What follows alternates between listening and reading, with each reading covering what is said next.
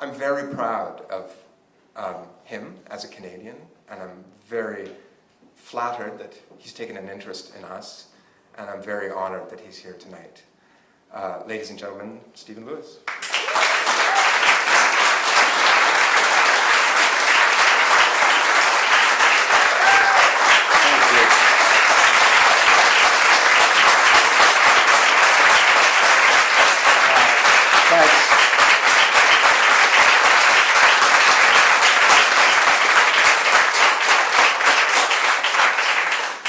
You should save it for opening night.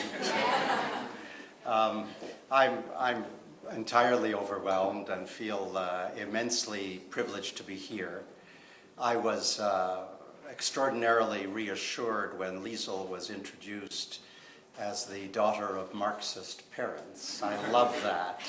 It gives me kind of ideological certitude, which I might not otherwise have. And I see it as a testament to your philosophic prowess, Ross. So thank you for that. I feel totally overwhelmed and immensely privileged to be a part of this undertaking. I'm only now beginning to recognize its extent. My colleague, Anne-Rita Baines, we've worked very closely together over the last several years, tramping around the African continent, is tied in with this as well, and it's just a pleasure that someone who knows the issues so well is engaged in it.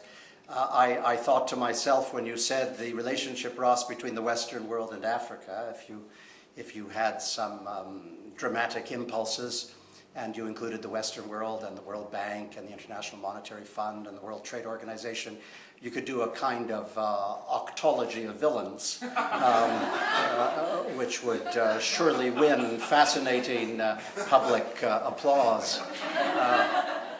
I never imagined in doing the Massey lectures, and it's nice for people to describe it as a book, but I'm not a writer, and it was a series of lectures. I never thought that it might lead to something like this.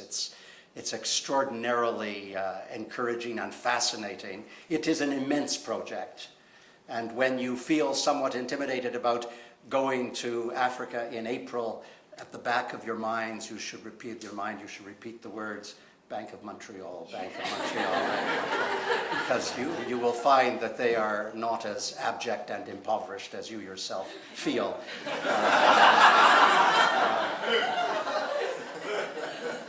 I guess I have, but one observation. I wish my wife was here because she has a sense of aesthetics and of the theater that I will never have.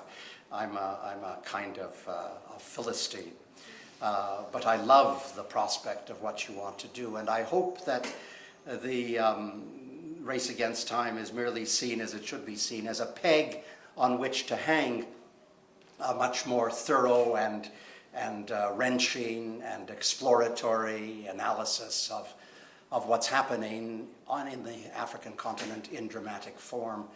And if along the way, because of course dramatic presentations have their moments of trauma and catharsis and engagement, if along the way it's possible somehow to convey the enormous strength of the continent. It is a continent of extraordinary depth and intelligence and sophistication and music and generosity of spirit at the grassroots of Africa.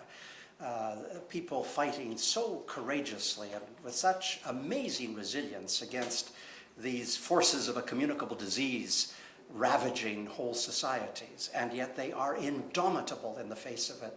And if somehow that could be conveyed along with other things, I dare not presume to intrude on the dramatic reflections which will flow from this immensely talented group you brought together. But I've often thought that if in the process of dealing with a plague, it is possible also to convey the human spirit, that would be quite wonderful, because it is so deeply a part of the continent. I can't but wish you well. I'd also like to say, Ross, that if I can ever be of use in the mundane matters of seeking corporate sponsorship or getting major vehicles in the United States to take it on. I notice you have PS 122 Yes. involved in some. PS 122 is where my wife and kids and I, Ross, we spent all our time for the years of the 1980s when I was a pretend diplomat, and we lived in Manhattan, and I even saw one of the great and stirring productions of Hamlet at PS 122, Hamlette. It was a variation on the Bard, which was absolutely irresistible and lives with me to this day.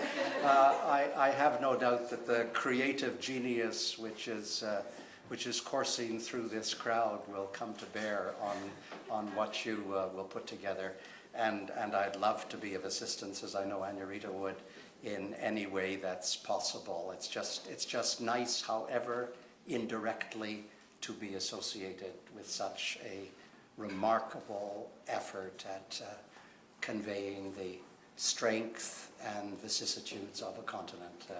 The African Trilogy sounds good. You do that, and I will pay appropriate testament, as I do now. I don't really know Ross Manson, except that clearly he's a genius. Thank you.